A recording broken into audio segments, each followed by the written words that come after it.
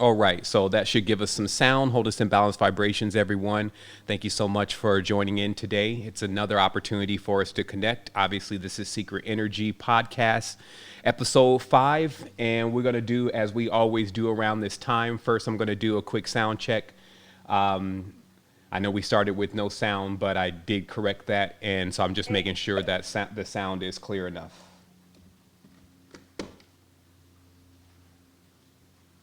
All right, so some are saying there's still no sound. Let me work on that a bit more.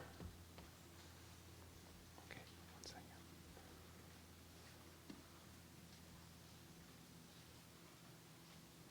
Okay, good. So we've eliminated the false positives. Now there is sound. So I'm just going to confirm that that is for sure what everybody is experiencing. And I'm just going to let it breathe for a moment.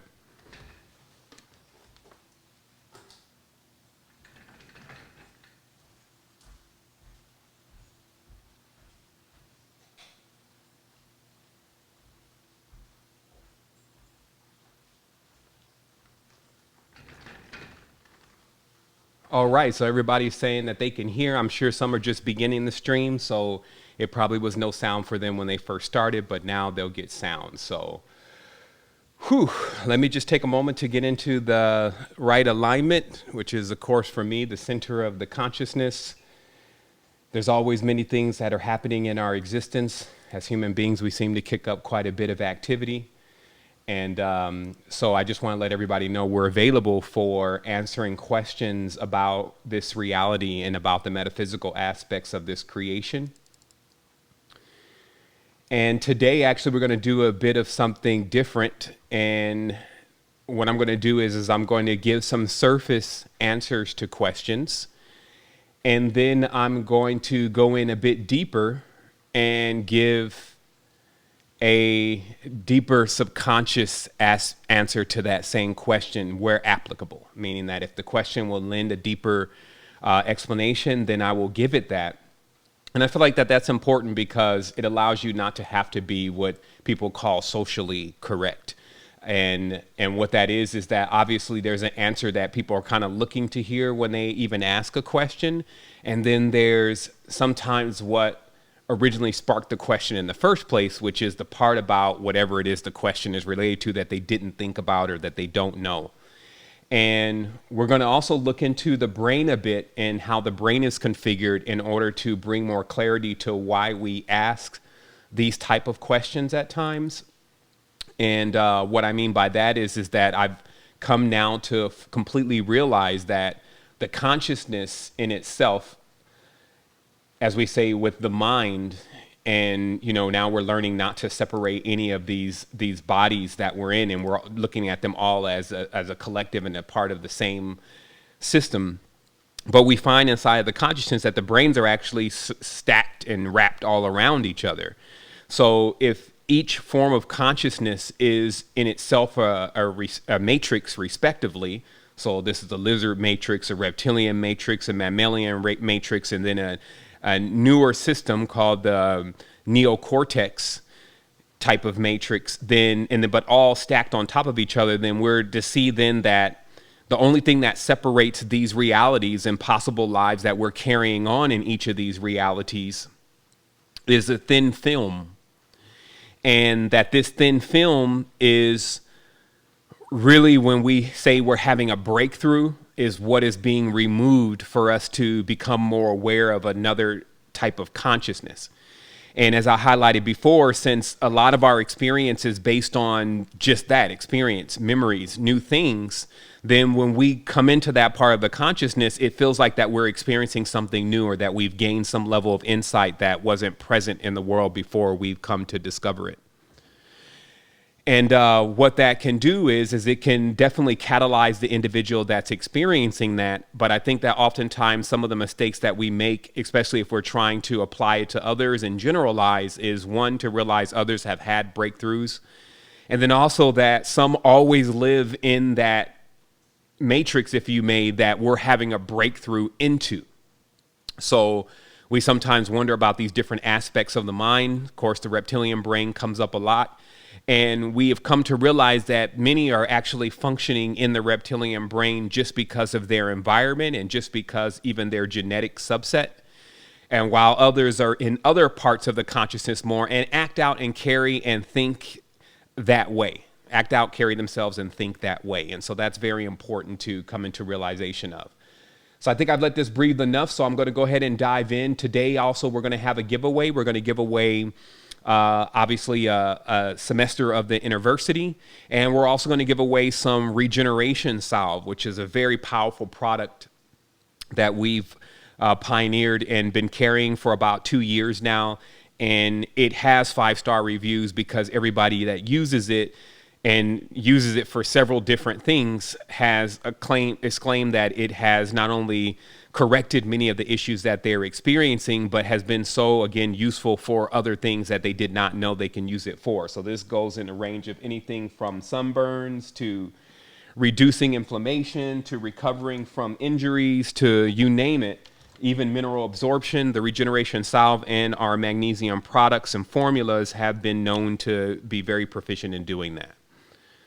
So we're going to give away some of that today, and I trust that maybe those that have received it will be able to leave a review and come back and tell others their personal experience.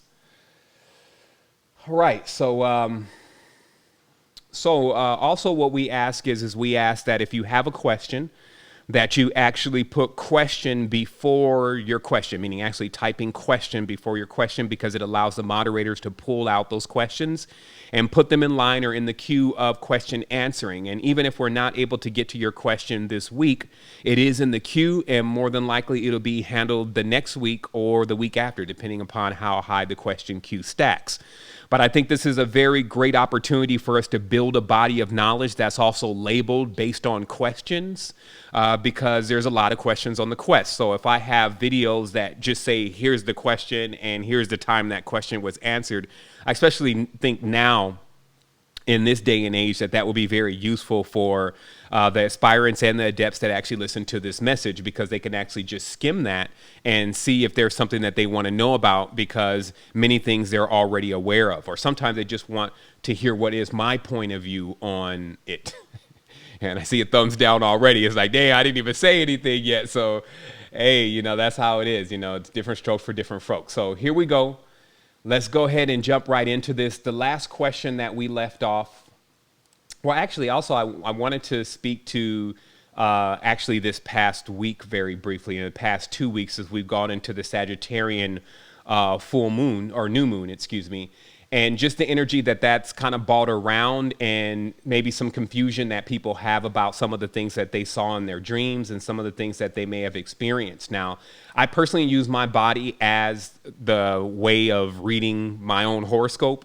I just have enough spiritual knowledge and wisdom and experience to be able to match what it is that I'm seeing in the dream plane, or what kind of symbols I'm seeing around me in the reality, colors, shapes, smells, numbers, whatever, and kind of synchronize the energy that's moving through.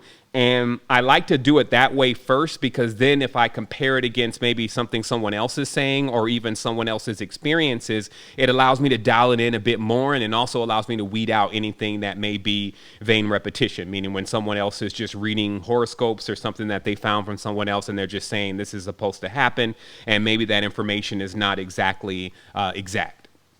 So because of that, I noticed that this full moon actually brought in a bit of what we would call dark energy, meaning opening up some of the possibilities and the potentials of if things get off balance and don't go well with the forces that we sometimes see as distorted.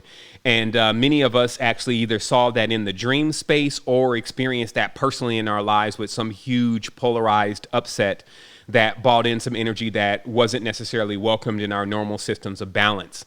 I like to call this the power check. And what I mean by that is I feel like when you become an adept, you become aware of that there are energies such as the sun and the moon and other planetary systems that carry essences with them, that when they're coming through, it's best to just have things in line to be able to synchronize with the energy rather than stand in the way and kind of get knocked out by the energy. So I feel like that, let's say that Saturnalian or 8 force came through, which checks power and brought many low and it tends to, if you have built some huge structure and you're imagining you're more than you really are, it kind of power checked you and in a humbling way. And sometimes one feels like they need to start all over again when that happens.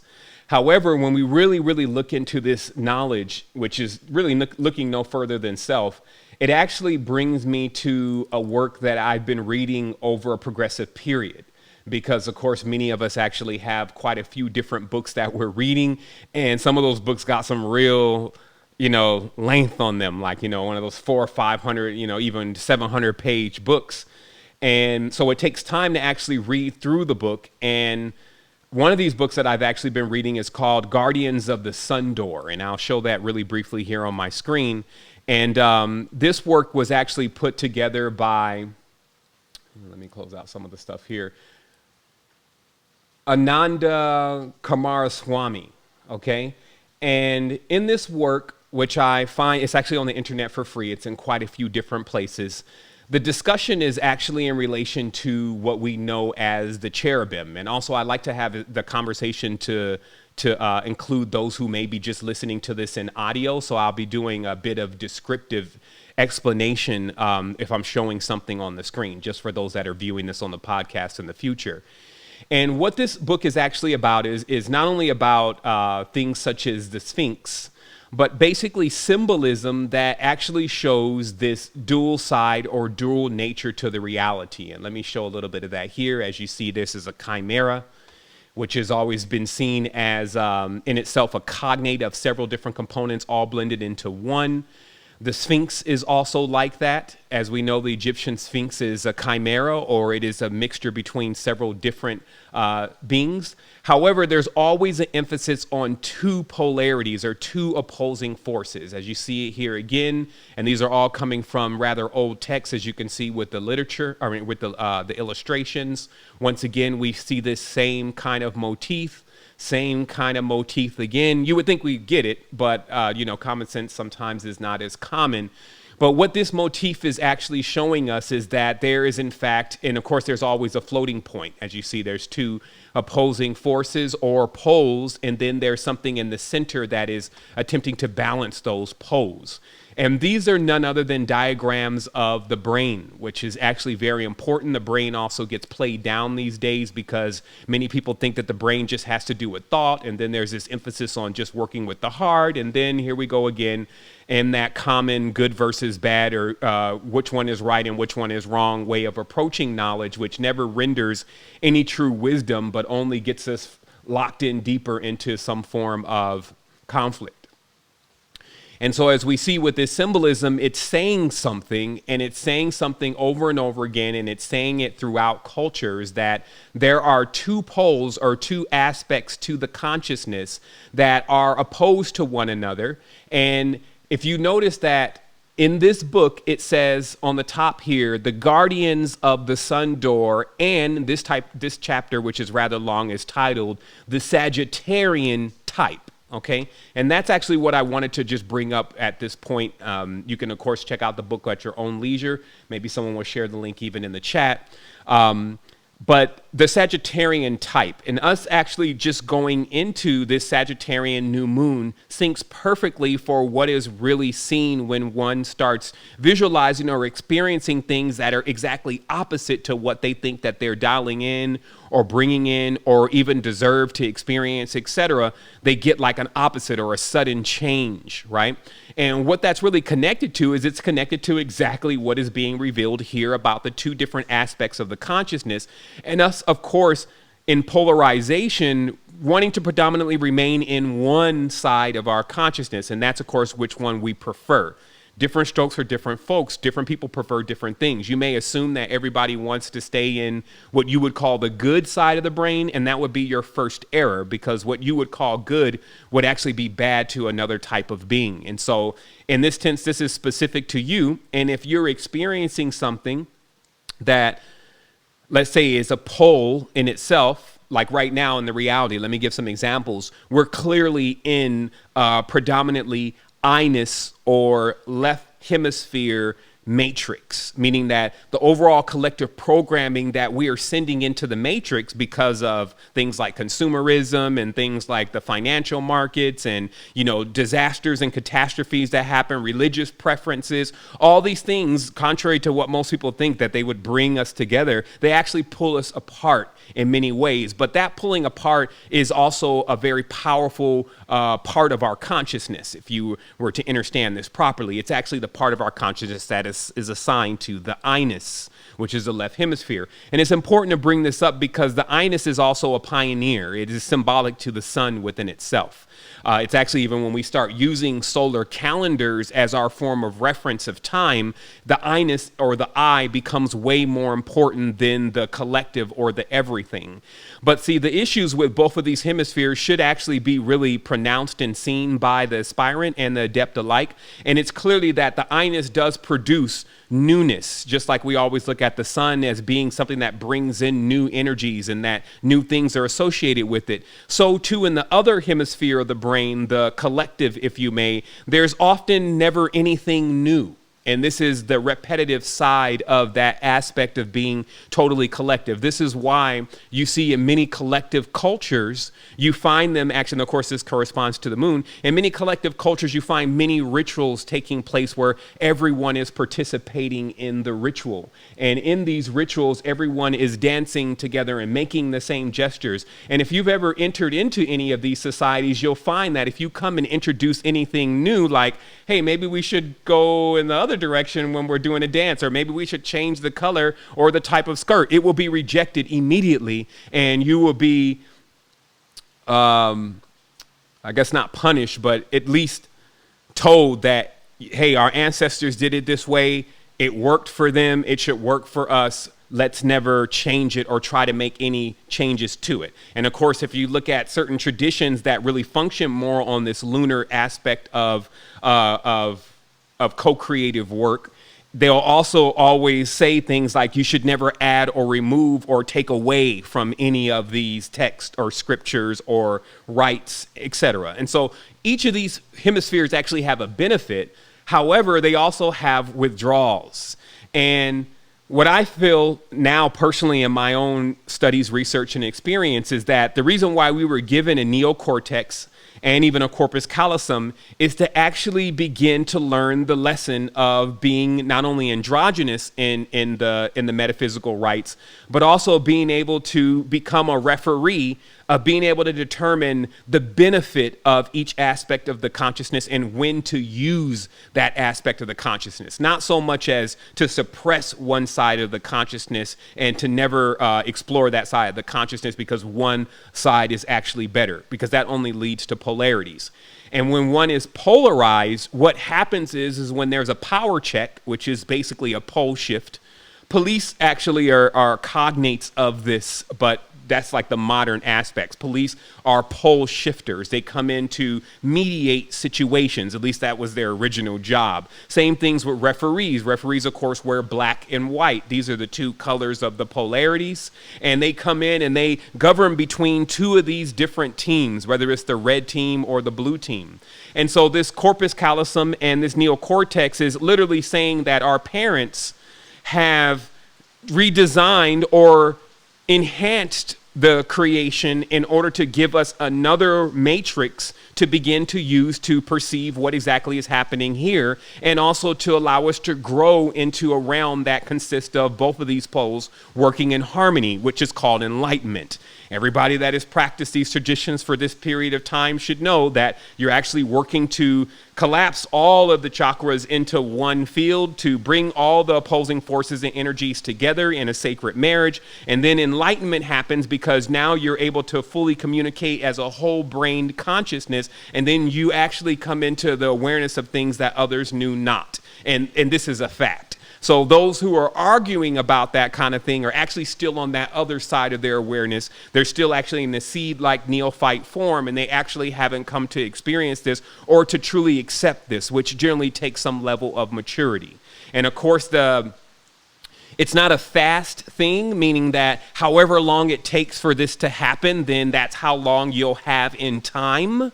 But then once you allow it to happen, or you're able to configure your consciousness to where it's happening, then you're able to access what we will call outside of time, which is the place where all the memories and all the actions are kept that have ever been done within this reality and under the sun and under this cosmos. And one can load those images and pictures and codes clearly and even dive into them and experience them as if it was yesterday. Okay? So let me take a look real quick and make sure that everything is coming through clear. All right, great. So everything is clear. So with that being said, and getting into this balanced state of consciousness, of course, again, what the power check is that if you are polarized, oh, I'm so good, I'm the nice one, I'm humble, wham, Mack truck. Or if you're super dark and everything is, going to be under my control and I'm going to, bam, Mack truck. And that's what's going to happen in the lives of those who actually even just went over this last cycle and they weren't balanced enough. Because then what the energy does is it actually attempts to correct those imbalances. And this is how the cosmos has been conducting itself for time memorial, right? I think we would hope that the consciousness in the conscious community sometime is not what's actually governing the overall cosmos and what's to happen in our planetary sphere, because oftentimes there's a lack of knowledge and even a lack of maturity with some of the things that are presented. And we're going to talk about one of those today. One of those is soullessness, and hopefully I can get to that in the sea of questions that I have. But there has to be, let's say, an overarching form that does come and put the smack down from time to time. Now, I also wanted to bring light to just this aspect of the realization of the role that the parents do play, because I think that is actually confused a bit in itself. And this is because, as parents, we think, and this is as speaking as a parent, we sometimes think that we're actually the creators. And let me put myself together here, that we're the creators of these children, right? And maybe that's the term that's actually used, the creator. So we've actually said nothing wrong yet, unless we denote that a creator is the originator, which is not true, okay? So the creator, let's say, is tasked with the responsibility of bringing the progeny into this actual reality and actually to watch it, to take care of it, and to, like a farmer, govern it so that it can actually grow. But to insist as a parent that you were the origins of blood, and you were the origins of cells, and you were the origins of blonde hair, black hair, you were the origins of the eyeball, and all of these different things is a bit foolish. So meaning that when we create things, let's say I have a child, her name is Ara, I created her, but did I create the skin? Did I create the blood? Did I create the cells? Did I create all those things? Am I cocky enough to actually think that those type of creations should be accredited to one being, or that they're a part of the collective? And of course, they are a part of the collective creation. Everybody, if saying that they belong to them, it belongs to everybody. It doesn't belong to one single person. But I wanted to make this very clear, this denotation, because it'll help you in your process of thinking about when you're even really focusing on the ancestors, or even saying your honorings, to still what their role is, and how there is a collective that consists of all of us together, a congealed form of a synthesis. And it's sometimes that we're actually referring to as the supreme being, but in our mind, our parents and our ancestors come in place of that. So that could somewhat lead to a gross error. It is a stepping stone. We do kind of perceive things like an external God first, then a parent that is more closer to us. But now the next stage is obviously coming to the awareness that no one is the originator of specifically one being is the originator of all these things. It's actually everything collected as a totality that could even take on that title.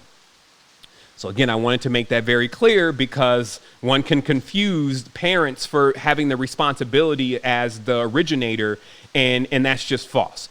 So moving on from here, I'm going to actually start answering some of these questions so when we can move along, because I find that many of the questions always bring me into what I wanted to talk about anyway. So instead of just going on as a monologue, then I open it up as a dialogue so you can ask questions and then I can answer them for you, and we can grow that way. So the first question here is actually, is there a destiny for an individual as well as humanity as a whole. How does free will work into this? Okay.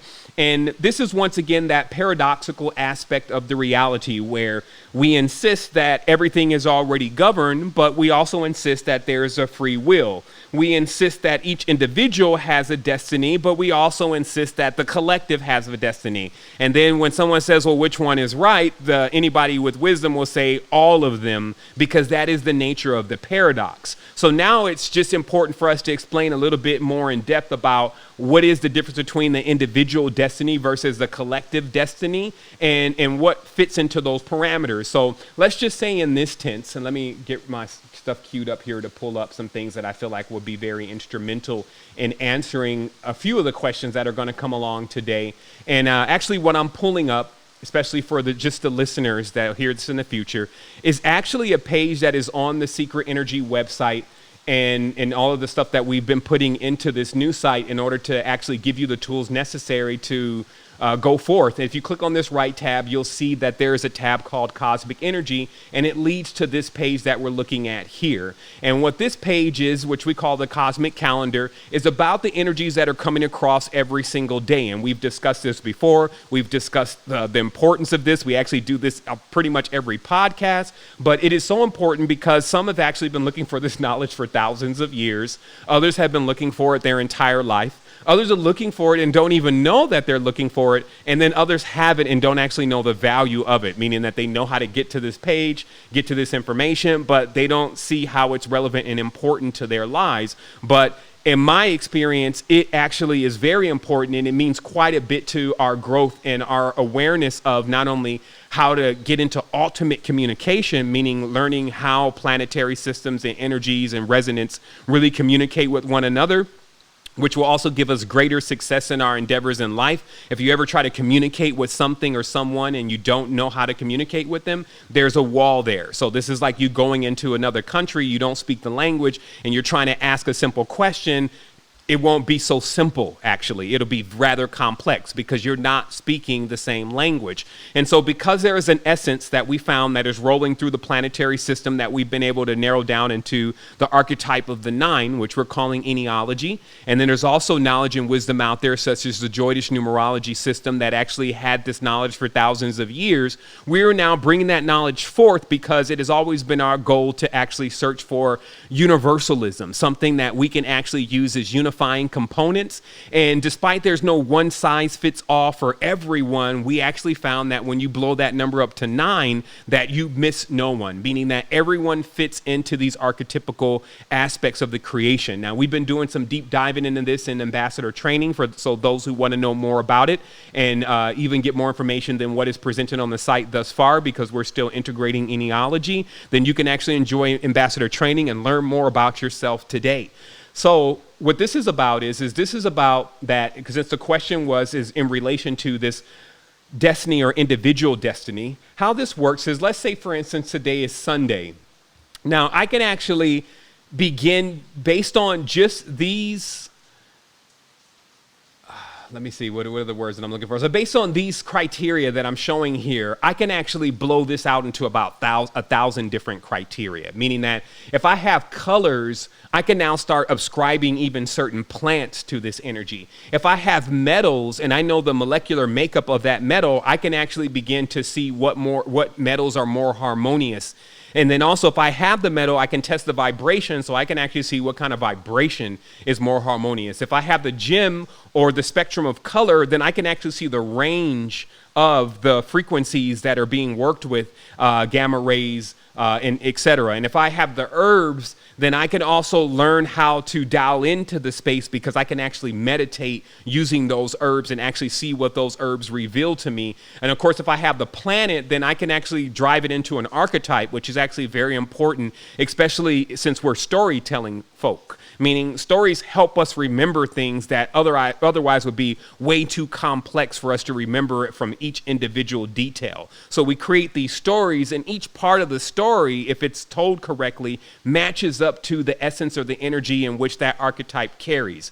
I'm also telling you that any story that has ever been told that has been memorable, or like let's say in a movie that has been Grammy Award winning, etc., they always will include at least 7 to 9 of these archetypical planetary energies, because everyone will be triggered by those energies. Everyone will even be triggered internally because of the energies that they play within themselves, and also that they predominantly play in the reality. And then they'll feel like that there was something about that flick or that film that really resonated with them overall, and then they'll give it a thumbs up. And then of course, the further a person deviates from this, then the more the movie or the publication will suck, and others will downrate it and not feel like it actually connected with them. And that's really how it works. And that's the type of knowledge that we're talking about here. And of course, I have the chakra in many tenses. I have the territories. I have the direction. So with all of this, I'm building a world. And the interesting thing about this is that this is just one path. And we know that after every path, just like a sequence, another path starts. So when we're saying destiny, what we're really saying is that if you're on this path, the destinies of these particular energies would apply to you.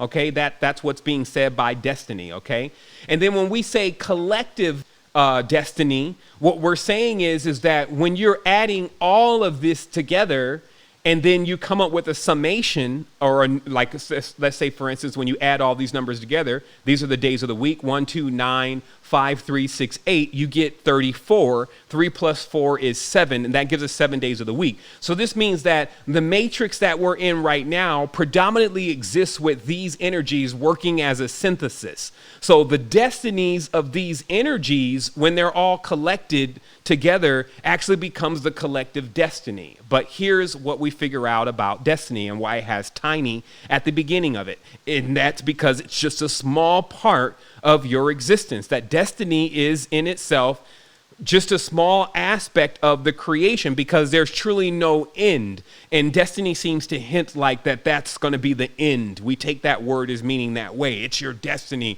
meaning this is what you're supposed to do in conclusion, and that's going to be it for you. And that's, again, a gross interpretation of the word. Destiny is just referring to a path or a sequence that you will follow because you're under the influence of certain things. And then this is where occultism comes in, and esoteric knowledge, because we find that we can alter destinies, we can alter the path, even personally and even collectively, by moving around these numbers and these colors and these energies and in these vibrations into the places in which we feel like that is going to be more harmonious for us. So we have two aspects of what's going on here. We have a destiny where if a person doesn't know their destiny, they kind of go into it anyway because it's like running on autopilot. And then we have these adepts that basically understand all of these components from the experience that they have in their lives, and of course occult knowledge that has been written by other adepts. And then what they're capable of doing is shifting the vibrations and energies in order to actually benefit from the futures that they would like to benefit from. Also, one of the primary uses of such knowledge is when you're already aware of what's going to happen and you're not just sitting in the neophyte cockiness of that you can control every single thing, what you really would do is actually prepare yourself for what's going to happen and actually put yourself to where it'd be some type of balance or benefit for you. Okay, so for instance, when I already was seeing the signs that the power check was coming, instead of looking at others and looking external, I looked at myself and said, do you need to be power checked? Do you need to compress, this tower that you have built to get ready to get it prepared for next year? And sure enough, when I looked into my own house, I found that I needed to bring some of the energy down. I needed to actually compress that energy. I needed to change certain things about my intellect, certain things about what I felt like I believed, certain things about even my diet, and very hardcore components that I exist with that I felt like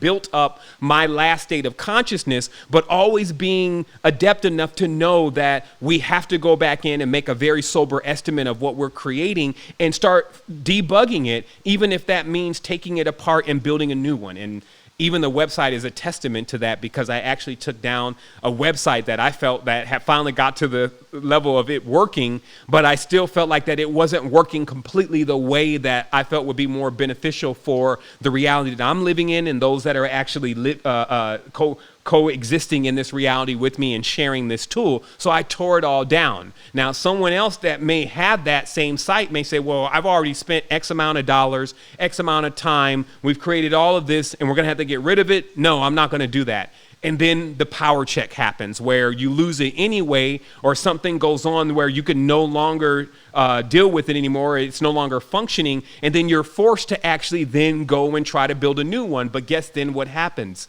You get out of sync. You literally need to basically wait for the next bus to come around that is going to carry you into the energy or into the space that you missed getting to last time. And that throws things out of sync. So to stay in sync, you look at things like the cosmic calendar and the energies that are moving through in order to be able to, again, make a sober estimate of yourself and how you're going to fare in these new waters that are coming, and then make the proper adjustments. But if you're polarized, this becomes almost impossible, because the polarized state of consciousness, it only insists that in most tenses that you're right, especially if this is a solar condition, in this case, that you're left. And if this is a solar condition and that you know everything that's going on, there's no reason to make any details. And it's all about me, and I. And that's pretty much what the state the person is in before they get hit. And so this is the answer to that question about the difference between a destiny versus a collective destiny, and how free will comes into this. Because obviously free will comes into this because you have these choices.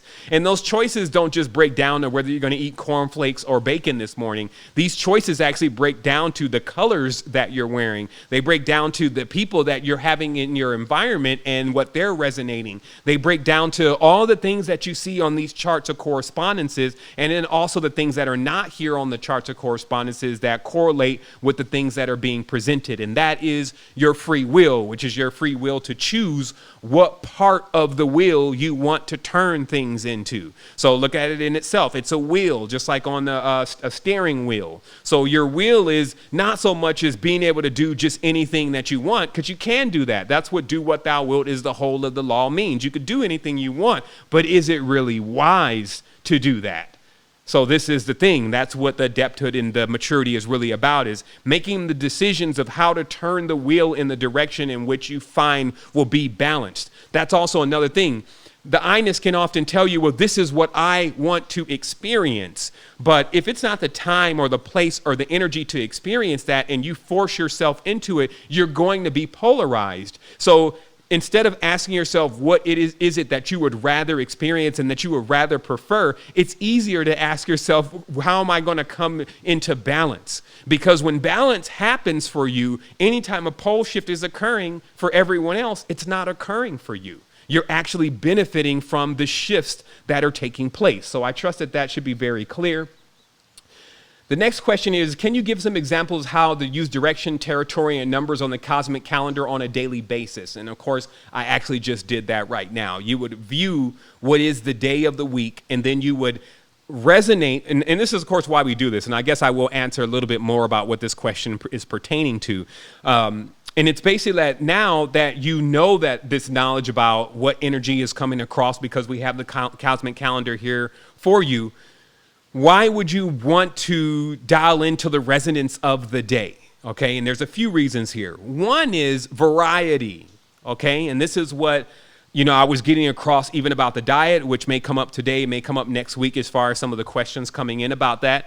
But basically that if you don't have a variety of things that you're experiencing, then you get polarized, your body gets polarized, and every single thing about how you're perceiving everything starts becoming a product of that. So what you're consuming on all levels through all your holes, your eyes, your nose, your mouth, etc., if you're polarized and you're always consuming the same thing, then it actually gets you only seeing through that lens. And this, it becomes, again, a gross error in the reality, because to insist that everybody is seeing the world through the same lens is, it's not going to work out for you. And this is why many run into conflicts. Versus if you're looking at every single day of the week and then you know the correspondences and you're changing it up, especially with the colors. You're changing it up with the incense and the essence and the smells. Basically, you're changing up the environment. And also what you're doing, because we're constantly moving, is you're guiding your celestial boat into these different waters where you're going to have the experience that corresponds to those areas. And then when you leave, you'll leave with the gifts of those areas. So there'll never really be this thing like, well, I missed out on doing this, or I don't know how to do that, or I wish I had a relationship with that. None of that stuff will happen because you'll actually be in this full spectrum state of awareness. But if you wear black every day, or if you wear, or if you eat the same substance every day, or burn the same herb every single day, what happens is that you're polarizing your environment, and then you don't have the variety to actually begin to interpret many of the things that are around you that are full spectrum. So that is the benefits of utilizing this knowledge, and how you use it is pretty self-explanatory. Like, you can actually orientate things in a certain direction during certain days that may be a bit more complex. You obviously can choose to make it a bit more easier with getting dressed in the morning, because you just look at the colors of the day. You know, sometimes it's a real thing to try to get dressed in the morning. You're like, man, what should I wear? It's easy to go to the cosmic calendar and say, okay, I'm gonna ride with this energy. Why? Because then you'll be moving with the force of the energy that is coming across the cosmos. And when something tries to interrupt that, it gets power checked. Like, it's like, it doesn't allow, it's so powerful. It's like basically standing in the face, in this case of the sun, and trying to stop the sun from moving across the sky. It's not going to happen. And that's what it would be like for others to come against that energy. But also it allows you to have a reference, if you may, of what decisions you should even be making. And in the day, you'll also get these clues. It'll be like, a long time ago, there was this video game that this light would appear, and you would have to have quick reflexes so that when the light appears, you go in that direction. And that was actually Space Ace, very old game. But the reality here is that if you are in tune with the reality or actuality, you'll see these different things that help you throughout the day in making decisions. So you could be in front of a decision and be like, just stuck, like, which one should I do? And then you'll notice that one of them is written in red ink. And let's say, for instance, it's Tuesday, which Tuesday's color is red and burgundy, etc.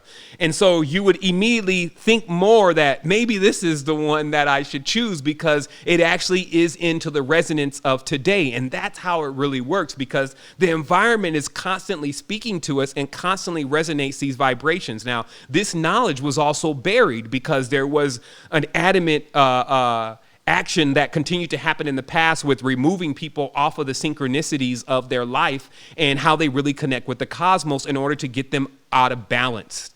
Because then once a being is out of balance, they not only don't have power, they also are easy to persuade and easy to manipulate. So this is the purpose of the cosmic calendar and its use. The next question is, what is do what thou wilt? And I actually explain that. And again, I have to paraphrase the end of that with saying, is it always, I mean, is do what thou would is the whole of the law, meaning that you could do what you want, but as an adept, is that what you should be doing? And that's the actual challenge that comes to those who use those statements. Do you think that you would be excluded from the laws of what some say are karma and dharma, and the vibrations and the resonance and the frequencies and the energies that are moving across, just because you can do what you want to do?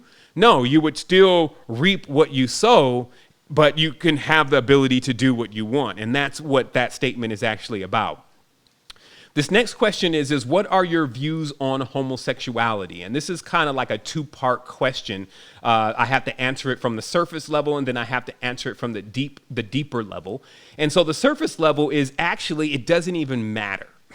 And that's the surface level answer to that question, meaning that since I'm not a homosexual, nor do I want to be a homosexual, it would be very difficult for me to explain somebody my views about homosexuality and be accurate about it, because it's not something that I aspire to be or really aspire to understand completely in that way. Like, I work with occultism. I really want to understand everything about that. So that's why I have so much knowledge and awareness and experience in that arena. But something that I don't have any knowledge of and don't desire to get involved with, I would have a minuscule amount of awareness on something like that. So I wouldn't be the best person to ask. I would probably go and ask a homosexual and ask him what is, or her, et cetera, what is their views on that and why they do that. And then do like a survey, like 2 weeks, 3 weeks of different people. And then you would come to a better conclusion version of the answer in the surface level of answering questions. Now, the deeper level of answering this question actually more has to do with another world, another realm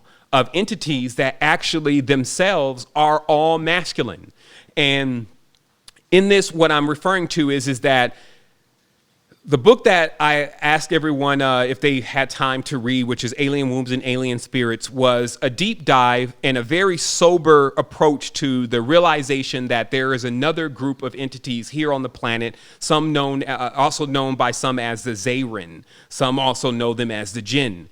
And that these entities, while being very similar to and carrying on lies very similar to the type of lies that we carry out, especially from a social level, are still in themselves very different because of the type of geometry that their realm was created with, and even the essences and the components, which actually are the geometry that was used to create them. And because of that, and this is why it's always been seen that spirits, if you may, are masculine while the flesh is feminine, and this has nothing to do with the male or female human being, but that the spirits are masculine and that the flesh is feminine, that these beings are actually polarized to the masculine. So then what happens, because the Zayrin, as there's so proficiently recounts in any ancient cultures that know about them, have recounted several times, are very interested in human life and human activities, and can seem to benefit on a consistent basis from knowing things about what's going to happen here and actually changing things that are going to happen here. And many occultists actually work with these kind of energies, and these energies are always searching for occultists to try to interlope with, okay? However, and this is what many that have gone down these paths seem to exhibit, is that once they make pacts with these entities, and they're numerous, this entity then latches onto them from behind, actually in an act of what we would say is homosexual behavior for a male, meaning that this entity will actually latch onto a male and actually make the male prefer males more. And this is because of their world being different than ours. You notice how in this world, a female and a male is necessary to produce life. So in their world, those components are not exactly the same. So what they introduce in this realm is a culture where there won't be a production of life, because you cannot put two males together and create physical life. And then also there is an extreme emphasis on externalism.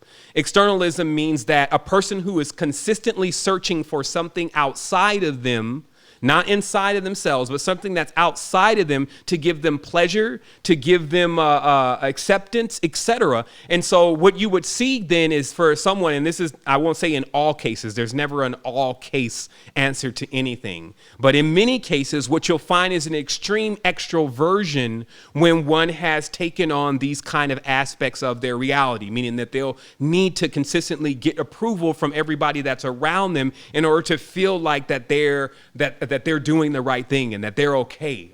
And so this is, the in-depth aspect from an occultist level of what a lot of the homosexuality sometimes steers around. And remember, because everything is an energy and we're just only highlighting one aspect of it, there are many energies that are moving around constantly that people are interloping with, co-creating with, and making agreements with, because these energies utilize, just as we utilize every other energetic form as a form of communion, which is also the sacred form of consumption, which is in every tense what we would call eating.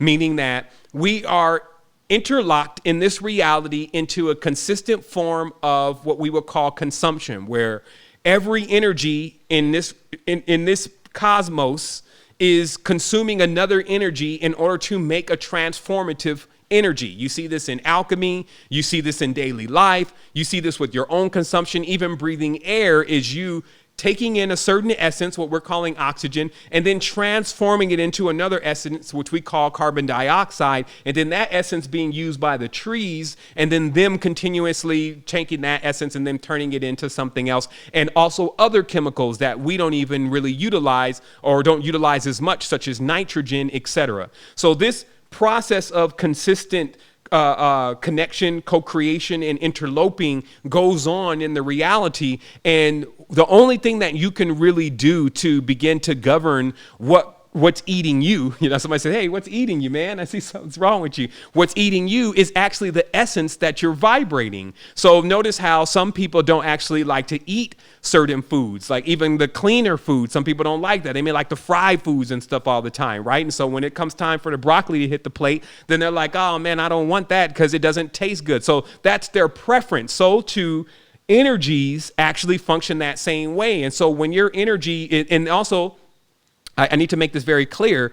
Those who you always like the energies that you're most resonant with. Okay, so when you're carrying a clean field, the energies that are consuming with you and consuming you are also cleaner energies. And this is like, again, I'm just using terms that we have, right? So I'm just saying, if you start consuming a certain kind of lifestyle, the energies around you are also the ones that like to consume that lifestyle. So you can't think that, oh, well, the dark beings want me to be clean and balanced because they want to eat clean and balanced beings. No, that's not how it works. Dark beings, if you may, we're using this term, distorted beings like to eat distorted energy. So if you start giving off a distorted vibration, then you're going to have distorted entities around you. So, of course, that could come into controversy with what a lot of people believe and what they think is going on. But that is, of course, the difference between the neophyte versus the adept. The adept knows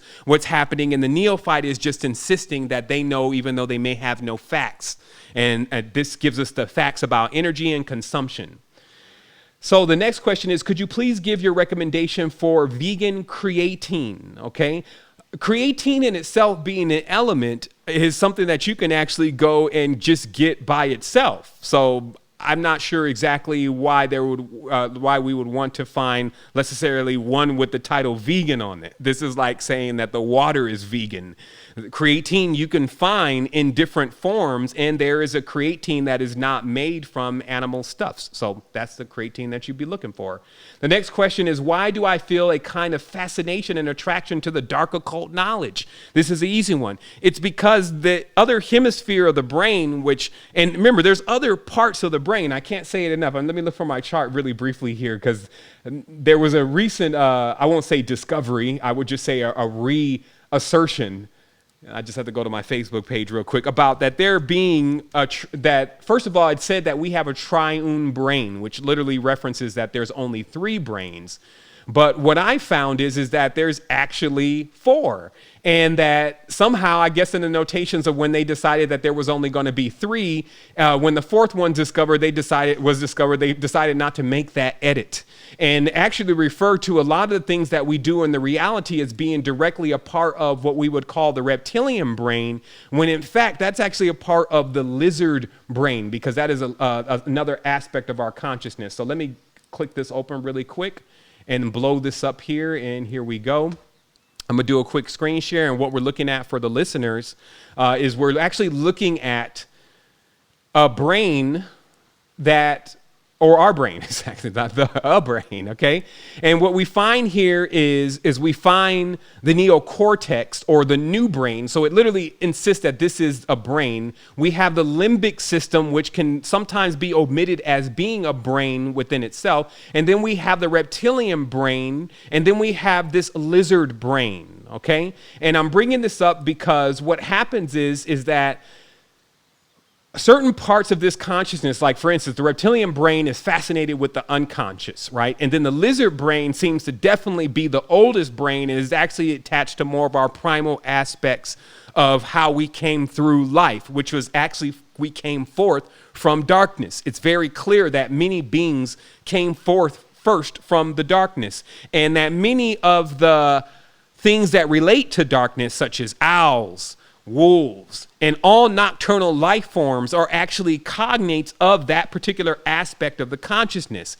And due to this, and because it is a part of our consciousness, but it's often maybe not focused on by specific subgroups, that what happens is there becomes this thing where one feels like I need to know more about that, because really what is being said is I need to know more about that aspect of myself. And it's very fitting to call it darkness because it is the most obscure about self. Some of the things that are even very uncomfortable, like for instance, we talked about how killing is, someone made a statement, and they said that basically if anyone, and we were all in a group, and they said if anyone actually had to kill an animal to eat it, then we would see just how basically that was even something that we would even be able to do, which is that most people these days wouldn't be able to actually kill an animal if they had to eat it. I mean, if they had to kill an animal and then eat it to have it as a meal, then they wouldn't use animals as a meal because they wouldn't want to kill it. Okay. However, that actually is still a direct product of the reality that we're actually living in now and the environments that we're raised in, because animals are fed directly from the store. All the things that you want, from macaroni and cheese, whatever, comes in a box. But versus back in the day, if you were on a farm, then if you didn't take one of these animals through their transmutation process, it meant that everyone was going to perish. So you see how sometimes we have to be very wise about, well, what stage and what age and time are we talking about? Because all these times and ages are existing now, all in the present time. And truly, to kill is an ordainment, meaning that for a being to actually have the right to take another being's life, then you actually have to ask for permission. That's why there was these honorings. And then there was this awareness that then when you did that being, especially if you consumed it, would then live through you, and you were supposed to honor that being's life that you took by bringing it into a greater level of existence through the actions that you were making, and that you were disgracing this being, i.e. an ancestor, a primordial form, if you lived out in a way in which that did not give it reverence. Okay, so these are the ancient laws around this. So because of this, what we find again is that there's an extreme obscurity to the dark aspect of the consciousness because we're in the I-ness. So notice how in the I-ness, and that's why I'm saying everything breaks down to these two categories now. Because we're in the I-ness, it's all solar. It's not dark, it's light. Versus in the subconscious mind, right, the lunar side of the mind, which corresponds to the moon, when do you see the moon the most? At night. All the nocturnals, such as the owls, the wolves, wolf howling at the moon, etc., is more prevalent. And those who actually are more gravitating towards that aspect of their consciousness are actually more interested in what we would call the dark occult knowledge. However, we now must put another disclaimer here that most of this knowledge that you're finding now, the modern knowledge, is actually distorted, meaning that there's a supreme distortion that is actually going on with the knowledge where it's been edited, it's been changed, and what has been created is something more of a horror movie rather than the truth about what the dark side really is, how it corresponds to the consciousness, what kind of past did we really come from, where did we emerge from, what was life like then, and all the things that correspond to it, who walked forth from the shadows first. All of those different components are omitted, and then what's put forth is the killing, the raping, the controlling others, and all the other things that are very forked tongue in a way. Because yes, the subconscious controls all subconscious minds. So you can see how this kind of knowledge would give someone control over everything, versus with the I-ness kind of knowledge, it kind of gives one control only over themselves, or in a very, it's more emphasis on controlling oneself rather than trying to control everything. And these are the two worlds that we actually exist in every single day. You'll find people that are polarized on one of these fields or another, and then you'll find some that have risen into the supreme state of their consciousness by actually standing in between and being, like I said, the referee between both of these poles and saying, so which one is going to be the best for us to either exhibit right now, or as an alchemist, what is the fine blend between these two energies for us to get something new happening, and let's pioneer a new path into our futures, okay? So this next question is, what do you personally do in a lucid or in the lucid or astral plane? And this is personal, okay? And what integers do you use to get acclimated there? I know how to get there, but can you give me personal stories? Makes it real motivational, okay? And this is, again, this is, just going in deep into the subconscious, right? Like, we always need some kind of reward to do something. And this is one of the things that I've highlighted now as an issue with the consciousness overall, including mine, that I found that in life that I put myself through extreme conditions because there's a sequence that goes on in the mind that says, once you are punished or suffer or do without something for a prolonged period, once this occurs, you now then deserve a reward to receive it or to get something that was a result of what you did. And this is none other than a chain of thoughts within itself, where if you just removed all of that from in between, you would go in a supreme mind from whatever it is that you felt that you wanted to experience right to the experience, not to a process or a procedure where now you must bring yourself into a certain level of aesthetic in order to benefit from that. Now, again, I want to be very clear. It is very important, especially for people who are not disciplined, to go through this process because they need to know how to back off for a moment and then reward themselves from backing off. But in the adept state of consciousness, this is not really how things function. You actually remove that component because it actually cuts down a drastic amount of time, which is necessary if you're planning on doing what people would say is instant manifestations, right? But also you can see why you wouldn't want people who didn't know about how to control themselves and know about the powers that really reside within them. You wouldn't want them to have access to this kind of thing because they would just manifest their own destruction right away through making mistakes. And since we all make mistakes, as I said before, in the laboratory, you make mistakes first so you can calibrate where the balance is, even in the tools and also in the experiment. In fact, even when you're getting positive signs from an experiment or something that you're conducting, you actually try to mess it up so you can try to get a field of the experimentations to where you understand where is the balance and what are the extremes, okay? So we're all going to make mistakes, but because of this way that we've been working, because we see how the DNA works, it takes it, it stores it, it packs it, it goes and gets some more. These kind of actions, because of that, we have to see how that would play out in real life with the things that we would be perceiving that we should do in order to get certain rewards. So the answer to this question is, what do I do on the astral plane? I observe. I do not interact with the astral plane because the astral plane is really a part of the subconscious consciousness. It's the lunar aspect of our existence. And because of that, if you notice that all subconscious beings watch and observe and learn from what is being displayed rather than trying to jump into it. Because see, that would be like, that's waking life. The moment that you jump into it and try to change it and not move it around, that's consciousness, right? And that's why most that try to do that, they can't seem to remain lucid for but a moment if they grab into it because they immediately try to control it. But that's another side of the brain. And so for me personally, I found that the best benefits that I have of dealing with the astral plane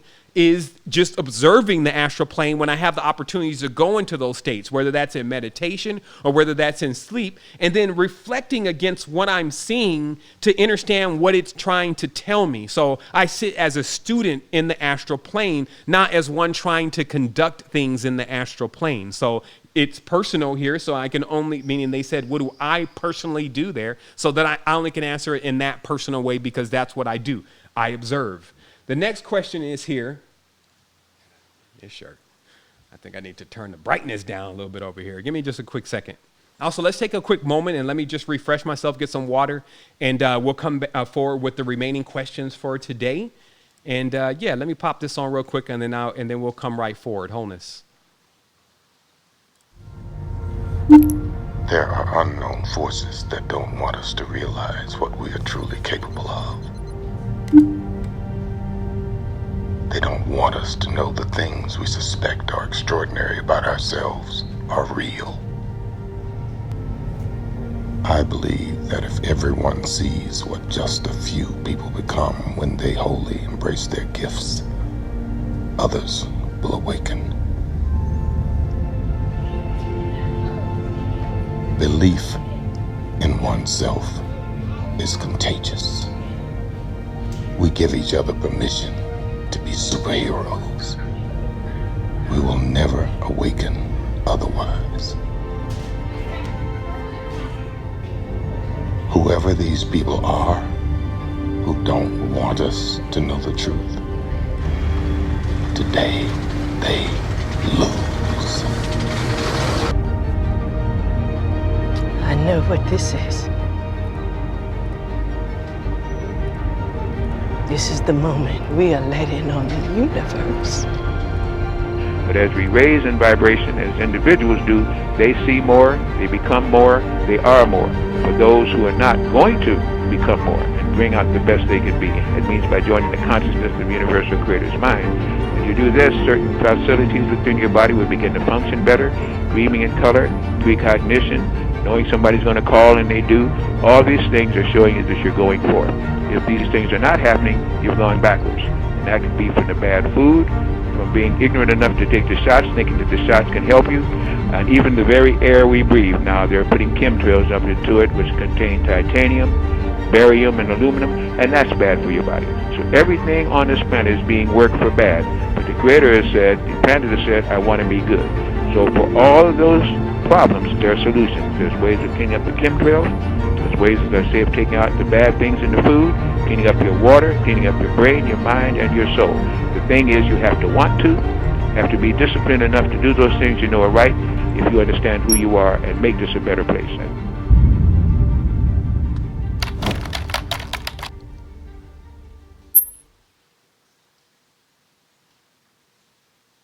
All right, so we're forward.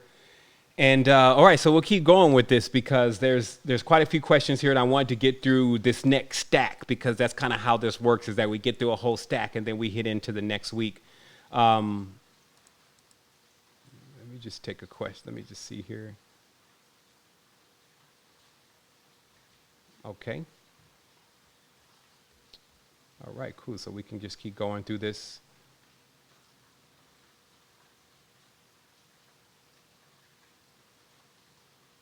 All right, so the next question here is there a deeper meaning to numbers and corresponding days? I was born on the 21st, which is 3, and it corresponds to Thursday, which is, of course, Guru.